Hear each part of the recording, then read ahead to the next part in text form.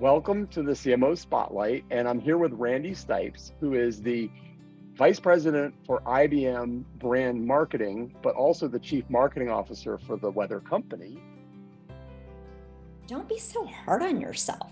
Take advantage of everything that comes to you, no matter how daunting it might be at the time, and just learn. Your learning doesn't stop when you get out of school. I think that gives you a wonderful primer. And I do wholeheartedly believe in having that foundational education. But listen, our world is rapidly changing. Our industry is rapidly changing. Yes, there's some foundational things that we all need to know, but I would encourage people to surround yourselves with people who are smarter than you, and also who are different from you. Different in what they do and kind of the roles that they play within their organizations, and different in how they think.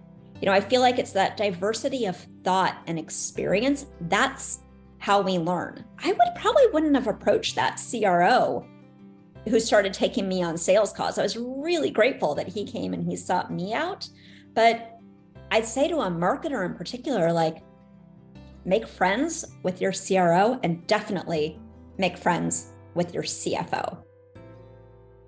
My superpower is my ability to unleash creativity in others. And so I'd like to think that my superpower is giving the team permission and confidence to think creatively, to think differently, and to think big. And there's really nothing more gratifying than igniting that spark in someone. It is hands down to me one of the most underrated skills that someone can have. We have to, hopefully every marketer is, not only watching their competition, but watching brands outside of their space. And since you mentioned copywriting, I don't know if you saw the British Airways campaign. I think they ran this last year. It might have been the year before, but it is brilliant and a perfect example of copywriting. They went in and produced over 500 pieces of creative across print, digital, out of home is what caught my eye, where they relied solely on copy. No visuals, it was just all copy. And it was built on this really simple and familiar question. How often when we travel are we asked the question, are you traveling for business or are you traveling for leisure? Pretty basic premise. British Airways introduced a third option in each piece of their creative to capture all of the reasons that people travel. So again, there were no visuals, really incredibly clever writing to capture all of those reasons. And so, I looked at that and I was so inspired by the simplicity and the cleverness of the writing. I'm a firm believer, Joe, words matter. And I think that I'm very much, I'd like to think that I'm a marketer who has the right balance of using data and creativity. But I do think that we've swung the pendulum so far into the data and the performance space that we lose sight of how important language and vocabulary is. I find myself drawn to people and want to grow old with people. I like to say, who are the people I really want to grow old with? I think there's 4 qualities that come to mind. I certainly try to exhibit them myself, sometimes more successfully than others. But first and foremost, I look for vision. The details matter, but we can't lose sight of the big picture. And I think particularly for leaders, it's our responsibility to think bigger than ourselves, and establish a vision that is widely understood, one that unites and rallies everyone across the company, not only your team, but you have to be able to influence across the company to get everyone to contribute towards a common goal. Meeting your quarterly revenue numbers is vitally important, but that's not vision. The second, I would say, is agility. And listen, we all know it is essential to be able to adapt in today's incredibly fast-changing market. Ever-changing customer needs, technology advancements that are really challenging to keep up with.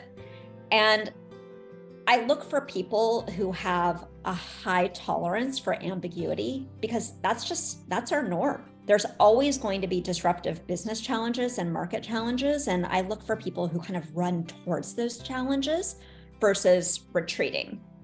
The third, I would say, is influence. There's a measurable value in being able to influence others to get work done. And that requires being skilled at reading people. You've got to be able to read the room. You've got to be able to be attuned to people's needs and motivation, to treat people how you want to be treated.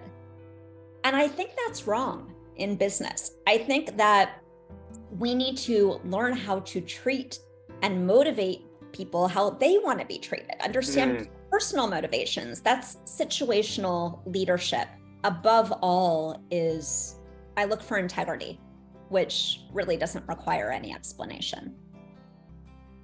A few years ago, we launched a brand campaign for the Weather Channel, specifically the Weather Channel app, where we showcased the role that weather plays in life moments and the importance of having an accurate forecast. In the outdoor wedding piece of creative, we had featured a same-sex couple in our advertising.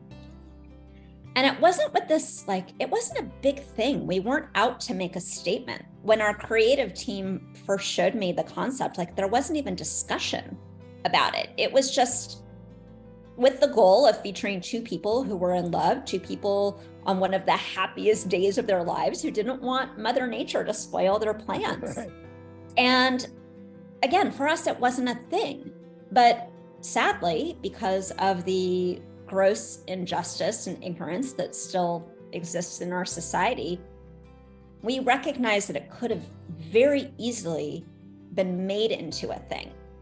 So we didn't hesitate, but we were aware that there was a risk, and we did it anyway. And what I learned from that experience, and why, or perhaps it just reminded me, is that one, as marketers, we should always take risks.